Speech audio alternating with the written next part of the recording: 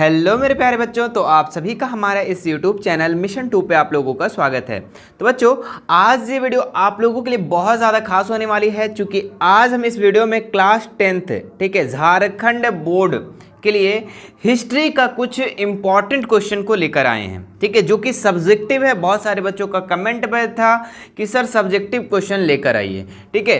तो मैं 1 और 3 अंक वाला जो प्रश्न है बच्चों, जो कि आपके एग्जाम के लिए बहुत ज़्यादा इंपॉर्टेंट है, या फिर वो पूरे फाइनल एग्जाम के लिए या फिर वो अर्धवार्षिक के लिए, जो भी क्वेश्चन इंपॉर्टेंट है वो क्वेश्चन को हम लोग आज इस वीडियो में पूरा का पूरा कंप्लीट करेंगे, ठीक है। कुछ ज़्यादा समय नहीं लेंगे बच्चों, कम ही समय में आप लोग को 1 और 3 वाले जो प्रश्न है वो कंप्लीट करवा देंगे। तो जो सबसे पहला इंपॉर्टेंट क्वेश्चन है वो है, निरंकुशवाद से आप क्या समझते हैं। देखिए, ये जो सवाल था 2012 और 2016 में ये पूछा गया था, ठीक है। इसके बाद भी 2022 में भी ये सवाल पूछा गया था, ठीक है। तो आप ये जो क्वेश्चन है बहुत ज़्यादा इंपॉर्टेंट है आपके एग्जाम के लिए। अब देखिए, क्वेश्चन का आंसर क्या लिखेंगे हम।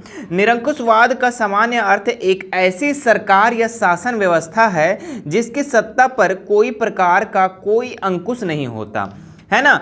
ऐसी इतिहास में ऐसी राजशाही सरकारों को निरंकुश सरकार कहते हैं। तो निरंकुशवाद का मतलब क्या हुआ बच्चों, कि ऐसी शासन व्यवस्था जिसको प्रजा से कोई मतलब नहीं, ठीक है, जिसको कोई मतलब नहीं कि जनता क्या कर रही है, क्या चाह रही है। सरकार जो है, जो राजा है, वो अपना मतलबी काम कर रहा है, वो बस अपना कुर्सी पे बैठ के अपना जो मन है अपना स्वार्थ के लिए काम कर रहा है, कोई प्रजा के लिए कुछ भलाई का काम नहीं कर रहा है। प्रजा जाए भाड़ में, जनता जाए भाड़ में, कोई मतलब नहीं इसको। तो ऐसी शासन व्यवस्था को हम लोग क्या कहते हैं, निरंकुशवाद कहते हैं, ठीक है। वो किसी पर अंकुश नहीं होता है, किसी के अंदर नहीं होता है, किसी के नियंत्रण में नहीं होता, उसका जो मतलब है वो कर रहा है।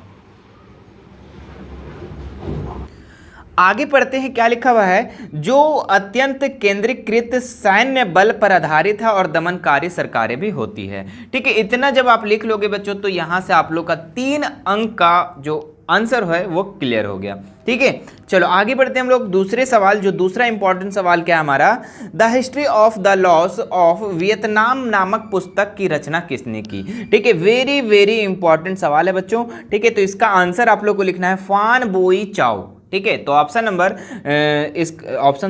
इसमें इसका उत्तर जो हो जाएगा फॉन बॉय चाओ, ठीक है। हम बहुत सारे ऑब्जेक्टिव क्वेश्चन करवाएं, इसलिए मेरे दिमाग में बैठा हुआ है ऑप्शन, ठीक है।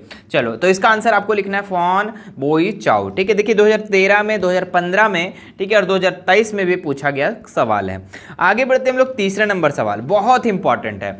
नेपोलियन बोनापार्ट कौन था, ठीक है। तो नेपोलियन बोनापार्ट जो था, ये फ्रांस का शासक था, ठीक है। फ्रांस का जो है ये सम्राट था, शासक था।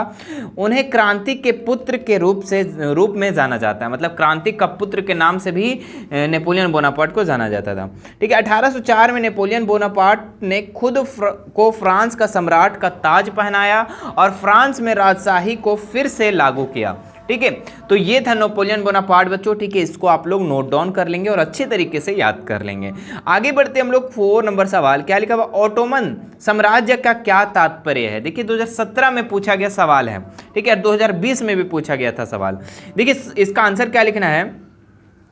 पश्चिमी एशिया और दक्षिणी यूरोपीय देशों के कुछ भाग पर तुर्की का साम्राज्य स्थापित था, ठीक है, जिसे ऑटोमन साम्राज्य कहा गया था, ठीक है। तो क्या है, पश्चिमी एशिया और दक्षिणी यूरोपीय देशों में कुछ भाग जो तुर्की का साम्राज्य स्थापित था, उसी को ऑटोमन साम्राज्य कहा गया था। यूनान इसका एक महत्वपूर्ण भाग था। यूनान की स्वतंत्रता के लिए रूस, फ्रांस, ब्रिटेन आदि देशों ने इस पर आक्रमण किया, जिससे यह कमजोर होकर समाप्त हो गया, ठीक है। तो इस पर जो है बच्चों, यूनान भी इसका एक भाग था, ठीक है। और ये यूनान की स्वतंत्रता के लिए, ठीक है, रूस, फ्रांस और ब्रिटेन आदि देशों ने इस पर क्या कर दिया, आक्रमण कर दिया, और आक्रमण कर दिया, यह कमजोर हो गया और ये ऑटोमन साम्राज्य धीरे धीरे समाप्त हो गया, ठीक है। आगे बढ़ते हम लोग। 5 नंबर सवाल बहुत ही इंपॉर्टेंट है, बहुत ही वेरी वेरी इंपॉर्टेंट है, ऑब्जेक्टिव के लिए भी सब्जेक्टिव के लिए भी।